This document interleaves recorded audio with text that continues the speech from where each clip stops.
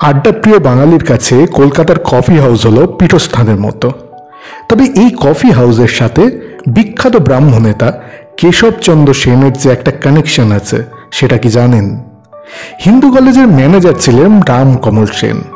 তিনি ছিলেন কেশবচন্দ্র সেনের ঠাকুরদা। এই রামকমল সেন রানী ভিক্টোরিয়ার স্বামী অ্যালবার্ট প্রিন্স কনসার্টের নামে নিজের বাড়ির নাম রাখেন অ্যালবার্ট হল। আর এই বাড়ি হলো বর্তমানের কফি হাউস। হিন্দু কলেজের বিখ্যাত ইংরেজি শিক্ষক ক্যাপ্টেন ডি.এল. রিচার্ডসন থাকতেন এই বাড়ির দোতলায়। ভারত সভা এখানেই প্রতিষ্ঠিত হয়, যার মুখ্য ভূমিকায় ছিলেন সুরেন্দ্রনাথ বন্দ্যোপাধ্যায়, আনন্দমোহন বসুর মতো বিখ্যাত নেতারা। 1883 সালে এখানে হয়েছিল ভারত সভার জাতীয় সম্মেলন। যাই হোক, চড়াই উতরাই পেরিয়ে গত শতাব্দীর 40-এর দশকে অ্যালবার্ট হলের নাম বদলে ভারতীয় কফি বোর্ডের হাত ধরে কফি হাউস হয়ে উঠল সাধারণ মানুষের প্রিয় আড্ডা স্থান।